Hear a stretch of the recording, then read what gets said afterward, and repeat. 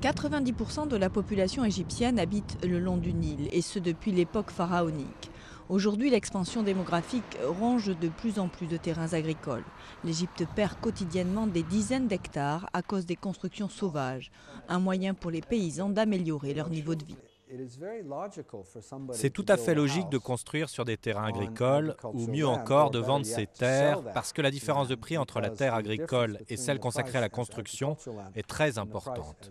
Elle est de 10 à 20 fois plus importante. L'intérêt est économique.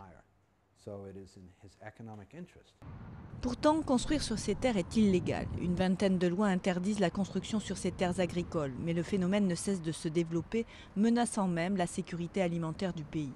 Actuellement, l'Égypte importe 50% de sa nourriture, alors que jusqu'aux années 70, elle était autosuffisante.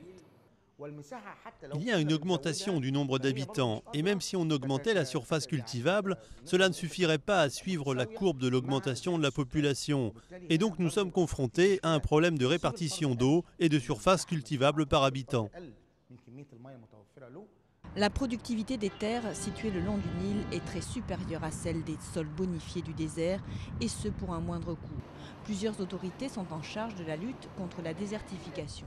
C'est le cas ici, dans le centre de recherche des déserts, où l'on travaille sur un plan de déplacement de la population. Je pense que c'est une question d'urgence vitale.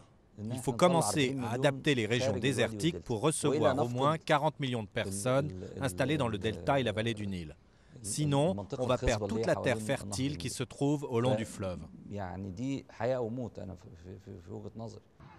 Divers projets à long terme sont en cours. 10 millions d'hectares sont menacés chaque année de désertification en Égypte.